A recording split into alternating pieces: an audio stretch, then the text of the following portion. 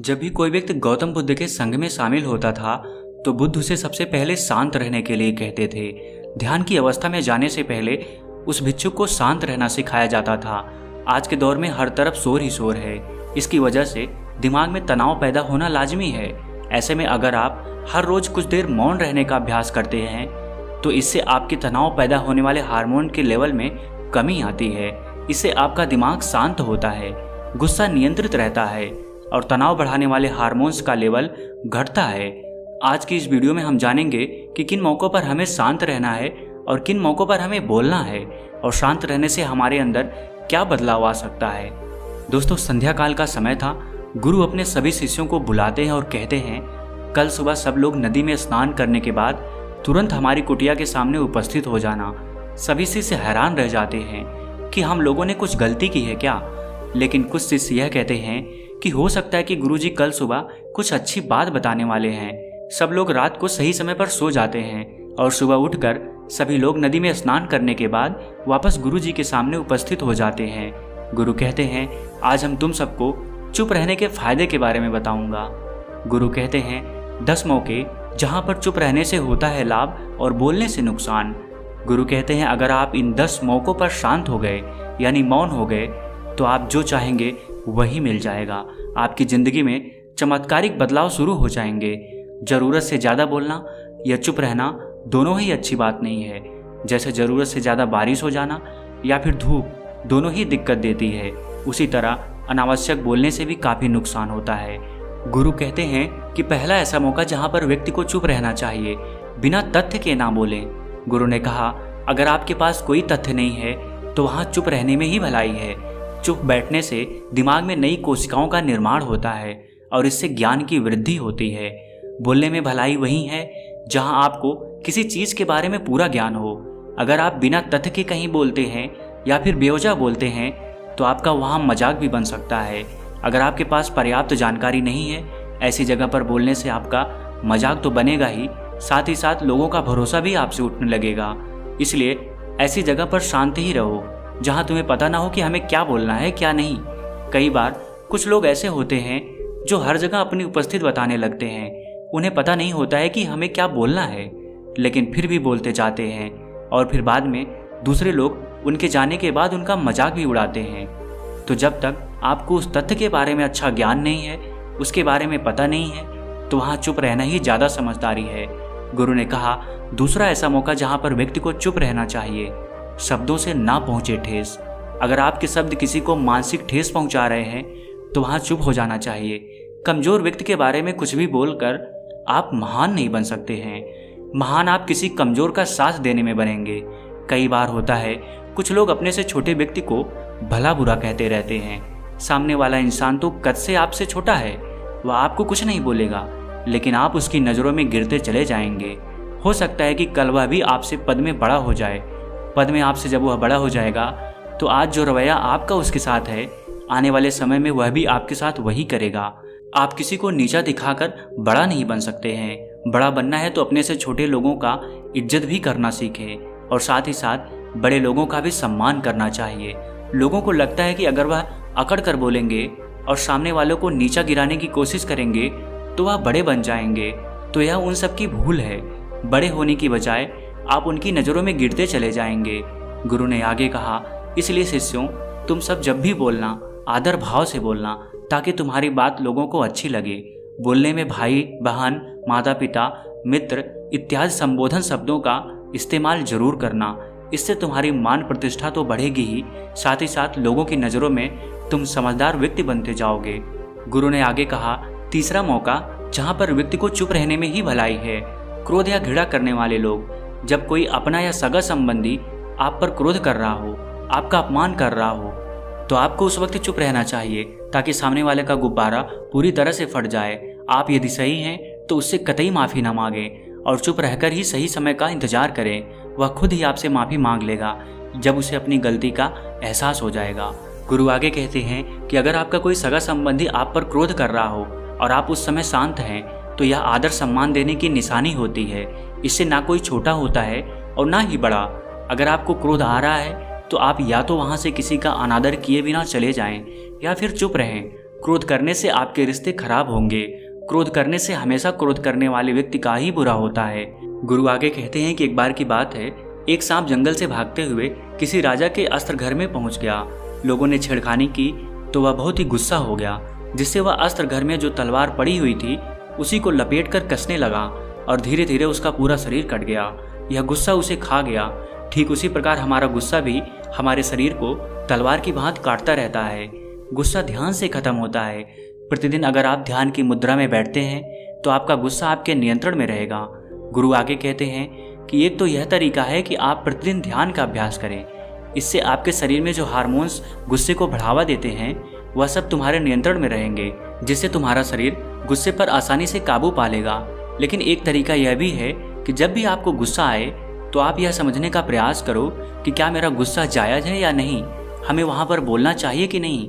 जब आप खुद इस बात का आकलन लगा पाएंगे तो आपको खुद पता चल जाएगा कि हमें गुस्सा करना चाहिए या नहीं। फिर भी आपको गुस्सा आ रहा है तो आप वहाँ से हटने का प्रयास करें, वहाँ से दूर चले जाएं। धीरे धीरे समय के साथ आपका दिमाग शांत हो जाएगा। गुरु ने कहा, चौथा ऐसा मौका जहाँ पर इंसान को बहुत ही समझदारी के साथ काम लेना चाहिए, वहाँ पर आपको चुप रहना ही चाहिए, जहाँ पर उस मुद्दे से आपका कोई संबंध ना हो। अगर आपका किसी मुद्दे से कोई संबंध ना हो तो वहाँ आपका चुप रहना बनता है। बिना किसी वजह अगर आप दूसरे के मुद्दे पर बोलेंगे तो यह आपके लिए अनिष्टकारी होगा। इसमें केवल और केवल आपका ही नुकसान है। जल्दी आप किसी दो लोगों के बीच हो रहे विवाद में जल्दी अपनी टांग ना अड़ाएं। अगर सामने वाला आपको बुला रहा है अपना झगड़ा शांत करवाने के लिए तो ही आप वहां पर जाएं। किसी की व्यक्तिगत जिंदगी में दखलंदाजी नहीं देनी चाहिए जब तक कि वह व्यक्ति आपको नहीं बुलाता है अपने झगड़े को शांत करवाने के लिए। कुछ लोग फालतू में दूसरे के विवाद में कूद पड़ते हैं। इससे उनकी मान सम्मान मर्यादा पर लोग उंगली उठाने लगते हैं। गुरु कहते हैं कि 10 मौकों में 5वां ऐसा मौका जहां पर व्यक्ति को बहुत ही समझदारी के साथ चुप रहना चाहिए। आपके शब्दों से किसी मित्र को हानि ना पहुंचे। अगर आपके शब्द सामने वाले के परिवार या मित्रों की प्रतिष्ठा के बारे में बुरी झलक दिखा रहे हैं तो वहां आपको चुप रहना चाहिए। किसी के परिवार या फिर मित्र के बारे में बुरा बोलने से केवल आप ही बुरे बनेंगे। जो चीज़ आसानी से खत्म की जा सकती है उसे अपने शब्दों से बड़ा ना करें। बिना चिल्लाए बात करने का प्रयास करते रहना चाहिए। अगर आप बिना चिल्लाए कोई बात नहीं कर सकते तो वहाँ आपका चुप रहने में ही भलाई है। किसी पर चिल्लाने से आपके व्यवहार के बारे में पता चलता है। ज़्यादा बोलने से चीज़ें हमेशा खराब ही होती हैं। कई बार कुछ रिश्ते ज़्यादा तेज बोलने की वजह से टूट जाते हैं। इसलिए अपनी आवाज़ में मीठापन लाएं। आपके शब्दों से आपके दोस्त को हानि नहीं पहुंचनी चाहिए। कभी कभी दोस्तों के साथ जब हम मजाक करते हैं तो ध्यान रहे कि आपके शब्दों से किसी का अनादर ना हो। मजाक को भी हमेशा शब्दों के मायने में ही रखें। जहाँ किसी को शब्दों से चोट लगे वहाँ चुप हो जाएं। ज़्यादा बोलने से हमेशा नुकसान ही होता है। किसी और की प्रतिष्ठा को अपने शब्दों के माध्यम से उसे हानि नहीं पहुँचानी चाहिए। यदि आपके शब्दों से किसी और की प्रतिष्ठा को ठेस पहुँच रही है तो वहाँ आपको चुप हो जाना चाहिए। जब कोई व्यक्ति आपके सामने नहीं है तो आप उस व्यक्ति के बारे में बुरे शब्द किसी तीसरे व्यक्ति के सामने ना बोलें। गुरु कहते हैं कि छठा मौका जहाँ पर व्यक्ति को चुप रहना चाहिए, जब कोई कर रहा हो किसी की बुराई। जब कोई आदमी आपके सामने किसी तीसरे आदमी की बुराई कर रहा हो तब तुम्हें चुप रहकर बस सुनना चाहिए, अपनी राय व्यक्त नहीं करना चाहिए। क्योंकि जो आज आपके सामने किसी तीसरे की बुराई कर रहा है वह कल किसी और के सामने आपकी बुराई भी कर सकता है। यदि आपने कुछ कहा है तो नीति शास्त्र के अनुसार जो अपने मुंह को बंद रखता है और बुद्धि से काम करता है वही इंसान समझदार होता है। बिना जरूरत के बोलना, किसी के बारे में किसी के बीच में बोलना, यह गलत बात है। कभी कभी हमारे लिए बुद्धिमानी इसी में होती है कि हमें अपना मुंह ऐसी जगह पर नहीं खोलना चाहिए। गुरु आगे कहते हैं कि 10 मौकों में 7वां ऐसा मौका जहाँ पर व्यक्ति को चुप रहना चाहिए, जब कोई नहीं समझे आपकी भावना। यदि आपको लग रहा है कि कोई व्यक्ति आपकी भावना, दुख या परेशानी को शब्दों में नहीं समझ रहा है, यदि आपको लग रहा है कि सामने वाला व्यक्ति आपकी भावना या दुख को या आपकी जो परेशानी है उसको वह समझ नहीं पा रहा है या समझने का प्रयास ही नहीं कर रहा है या वह आपको ध्यान से सुन ही नहीं पा रहा है, तो ऐसे व्यक्ति के सामने आप चुप ही रहें। क्योंकि ऐसे लोगों को आपकी भावना या दुख से कोई मतलब नहीं होता है। ऐसे लोगों को अपना राज बताकर आप पछताएंगे ही बाद में। इसलिए हर किसी को अपने मन की बात नहीं बतानी चाहिए। अगर आपको लग रहा है कि सामने वाला आपकी बात को नहीं समझ पा रहा है, आपकी भावनाओं को नहीं समझ पा रहा है, तो वहाँ पर आपको नहीं बोलना चाहिए, क्योंकि बाद में आपका मजाक ही बन जाएगा।